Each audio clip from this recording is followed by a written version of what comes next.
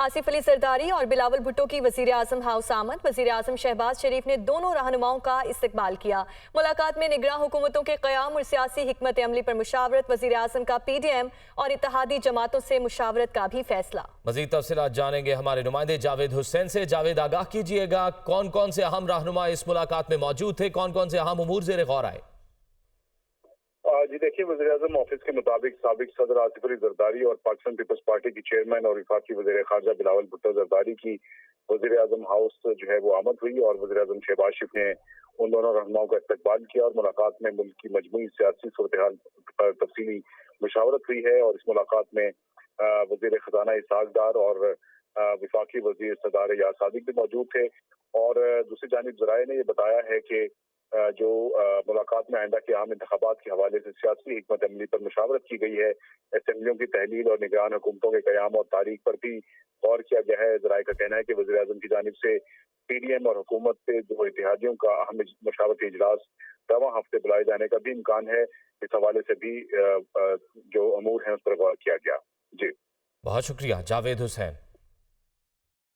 Peoples party और नून league का 8 अगस्त को कौमी असम्बली तहलील करने पर इत्तेफाक। हुकूमत ने PDM से भी मुशावरत करने का फैसला कर लिया है। मरियम औरंगजेब कहती हैं कि असम्बली तहलील से मुतल्लिक मजीद मुशावरत होगी, जिसके बाद हतमी ऐलान किया जाएगा।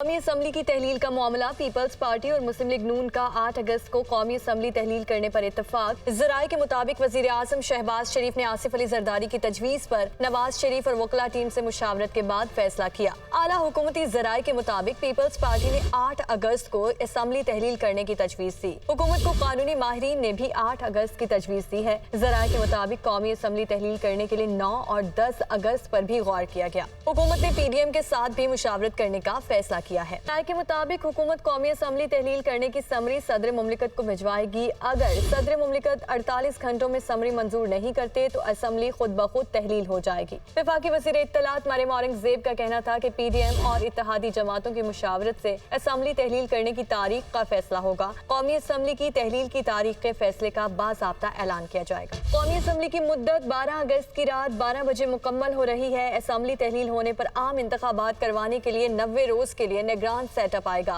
वज़ीर आज़म शहबाज शरीफ 12 अगस्त 2023 तक हुकूमत के मामलात निगरान हुकूमत के सुपुर्द करने का ऐलान कर चुके हैं। इंतखाबी इस्लाहात कमेटी ने इलेक्शन एक्ट 2017 में तरामीम पर इत्तफाक कर लिया है। कमेटी हतमी मुसवदा तैयार करके अरकान को भेजेगी। आजम नज़ीर तारड़ कहते हैं कि यह बिल ऐसा नहीं कि सदर मुमलिकत रुकावट बने। मजीद जानिए इस रिपोर्ट में। पार्लिमानी कमेटी ने इंतखाबी इस्लाहात पर काम मुकम्मल कर लिया। इलेक्शन एक्ट 2017 में तरामीम का इब्तदाई मुसवदा तैयार। रिटर्निंग अफसरान को बर वक्त नताइज तरतीब देने का पाबंद बना दिया गया। इंतखाबी इस्लाहात कमेटी का 5वां इन कैमरा इजलास चेयरमैन कमेटी सरदार याद सादिक की सरबराही में हुआ। कमेटी ने इलेक्शन एक्ट 2017 में तरामीम पर इत्तेफाक राय कर लिया। कमेटी हतमी मुसवदा तैयार करके अरकान को भेजेगी, जबकि कमेटी अरकान पार्टी की मुशावरत से मुसवदे पर अपनी हतमी राय से आगाह करेंगे। कमेटी इजलास के बाद वजीर कानून आजम नज़ीर तारड़ ने मीडिया से गुफ्तगू में बताया कि तमाम तरामीम पर इत्तेफाक हो गया है। कागजात नामजदगी में कुछ तब्दीलियां करके दुरुस्त कर दिया गया। ये वही तरामीम है जो कि रोजमर्रा के फंक्शनैलिटी में इलेक्शन प्रोसेस के अंदर थोड़ी बहुत कमी बेशी महसूस की जा रही थी और कोशिश की गई है कि निज़ाम को मजीद शफाफ बनाया जाए। वजीर कानून ने बताया कि फहमीदा मिर्जा की जानिब से कुछ तहरीरी तजावीज़ आएंगी। मुसवदे का ड्राफ्ट अरकान को भिजवा दिया जाएगा। इलेक्शन एक्ट में तरामीम पर इलेक्शन कमीशन ऑन बोर्ड है। तरामीम सियासी जमातों की वाबस्तगी से बालातर होकर की गई है। अच्छी कानून साजी जो है उसके समरात सिर्फ उसी सूरत में मिलेंगे अगर रवैये अच्छे होंगे और हम उस पर अमल करेंगे पूरी नीयत के साथ। तो दुआ ये करें कि इस पे अमल दरामद नीयत के साथ हो। ये सारी जमातों ने कंसेंसस से किया है। इलेक्शन कमीशन ऑन बोर्ड है। आइन में जो मैंडेट दिया गया है इलेक्शन कमीशन को उसके मुताबिक उसे एम्पावर किया गया और ये एक अच्छी एफर्ट है। इसको सियासी जमातों से वाबस्तगी से बालातर होके किया गया है। आजम नज़ीर तारड़ का कहना था कि ओवरसीज पाकिस्तानियों को इंटरनेट के जरिए वोट की सहूलत मैसर नहीं होगी। उनका मजीद कहना था ये बिल ऐसा नहीं कि सदर मुमलिकत रुकावट बने।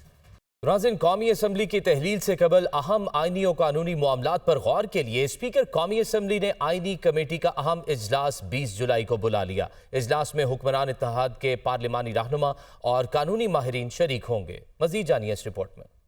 कौमी असम्बली की तहलील और नए इंतखाबी कवानीन का मामला। आईनी कमेटी का अहम इजलास 20 जुलाई को तलब। हुक्मरान इत्तेहाद की पार्लिमानी रहनुमा और कानूनी माहिरीन को शिरकत की दावत। कौमी असम्बली ज़राए के मुताबिक स्पीकर राजा परवेज अशरफ की जानिब से बुलाए गए आईनी कमेटी के इजलास में वफाकी वज़रा आज़म नज़ीर तारड़, अयाज सादिक, नवीद कमर, असलम भूतानी, कादिर मंदुखेल और अटॉर्नी जनरल मंसूर उस्मान शिरकत करेंगे। इजलास में अहम आईनी और कानूनी अमूर का जायजा लिया जाएगा और इंतखाबी इस्लाहात की पार्लिमानी कमेटी के तैयार करदा मुजवजा मुसवदे पर भी गौर होगा। कौमी असम्बली क़ब्ल अज़ वक्त तहलील करने या मुद्दत पूरी करके अज़ खुद तहलील हो जाने के सियासी फ़वाइद और नुकसानात पर भी गौर होगा। कौमी असम्बली में ज़ेर इल्तवा अहम क़वानीन को फौरी मंजूर करवाने की हिकमत अमली भी तय की जाएगी। वज़ीर दाखिला राना सनाउल्लाह का कहना है कि तमाम सियासी जमातें अपने प्लेटफॉर्म से इलेक्शन लड़ेंगी, किसी सियासी जमात के साथ इंतखाबी इत्तेहाद नहीं किया जाएगा। पंजाब में कौमी असम्बली की 100 और सूबाई असम्बली की 200 सीटें पक्की हैं। नवाज शरीफ की वापसी का बाकायदा ऐलान होगा, हतमी तारीख नहीं है। चेयरमैन PTI को सजा या नाअहली होगी, इस हवाले से कहना क़ब्ल अज़ वक्त है। दहशतगर्दी की कार्रवाइयों में अफगान सरजमीन भी मुलवस हैं। IMF के मुतालिबात के बाद हुकूमत ने बिजली और गैस के रेट मजीद बढ़ाने पर मुत्तफिक हो गई। IMF रिपोर्ट के मुताबिक पाकिस्तान को गैर ज़रूरी सब्सिडीज़ का मुकम्मल खात्मा करना होगा और बरामदी शोबे को गैस की सब्सिडी दिया जाना दुरुस्त नहीं। ये रिपोर्ट देखिए। IMF का कर्ज प्रोग्राम रिपोर्ट के मुताबिक पाकिस्तान में तवानाई के शोबे की कारकर्दगी भरपूर नहीं। पाकिस्तान में सर्कुलर डेट 2500 अरब को पहुंच रहा है। पाकिस्तान को सर्कुलर डेट मैनेजमेंट प्लान पर सख्ती से अमल दरामद की जरूरत है। IMF रिपोर्ट में मजीद कहा गया है कि तवानाई के शोबे में सरमाए की किल्लत दूर करने की जरूरत है। पाकिस्तान को गैर जरूरी सब्सिडीज का मुकम्मल खात्मा करना होगा। पाकिस्तान में गैस सेक्टर के नुकसानात बढ़ रहे हैं। मुआहदे के तहत पाकिस्तान को गैस के रेट्स बढ़ाना होंगे। गैस सेक्टर में ताखीर से अदायगी मसाइल का सबब बन रही है। सरकारी इदारों में गवर्नेंस की बेहतरी के लिए कानून को फाल किया जाए, जबकि बिजली की कीमतों में इजाफे का नोटिफिकेशन जारी किया जाए। प्रोग्राम में रहते हुए पाकिस्तान इंटरनेशनल पेमेंट की अदायगियां नहीं रोकेगा। पाकिस्तान को तालीम और हेल्थ के शोबों पर बजट बढ़ाने की जरूरत है। महसूलात बढ़ाने के लिए सेल्स टैक्स, कस्टम ड्यूटी बढ़ाने के लिए इकदामात जरूरी है। ये भी कहा गया है कि पावर सेक्टर में इस्लाहात नागुज़ीर हो चुकी, डिस्कोज रिकवरी नहीं कर रही, टैरिफ डिफरेंशियल के बाइस गर्दिशी कर्जा बढ़ रहा है।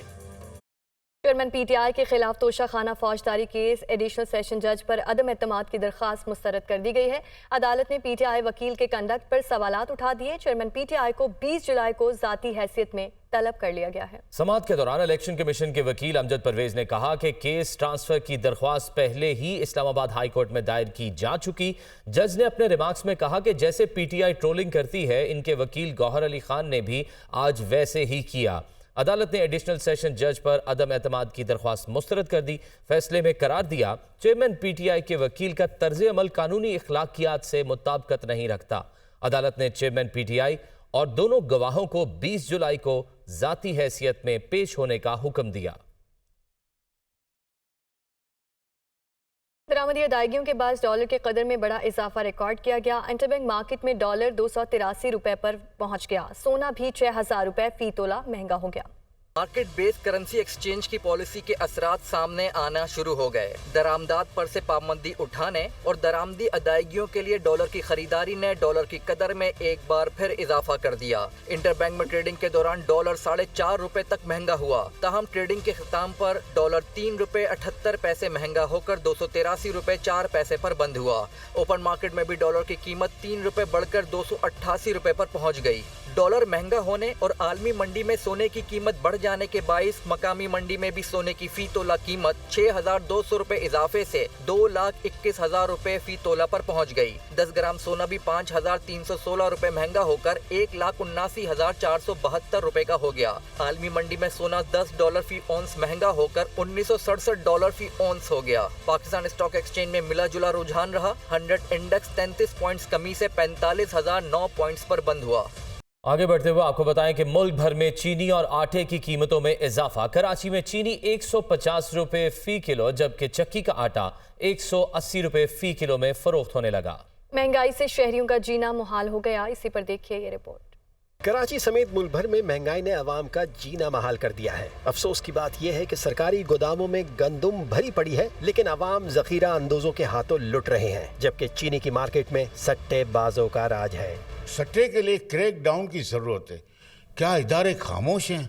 फॉरवर्ड में डीओ बेचते हैं जिस पर सट्टा खेला जाता है। अगस्त का ये रेट, जुलाई का ये रेट, सितंबर का ये रेट, हजारों की तादाद में डीओ घूम रहे हैं जिस पे ना कोई सेल टैक्स नंबर है, ना एनटीएन नंबर है, ना शनाख्ती कार्ड नंबर है।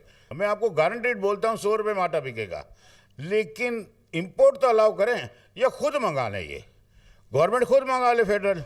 खाने पीने की अशिया में आए रोज के इजाफे ने गरीब तबके की कमर तोड़ कर रख दी है। चीनी की कीमत रोजाना ही बढ़ रही है। अब ये नहीं पता ये 200 पे पहुंचेगी, ये 400 पे पहुंचेगी। गरीब आदमी तो खा ही नहीं सकता, भूखा मर सकता है। हम क्या कर सकते हैं, हमारे बस में तो कुछ नहीं ना। देखें, आटा बढ़ रहा है, घी तेल बढ़ गया है, क्या समझे।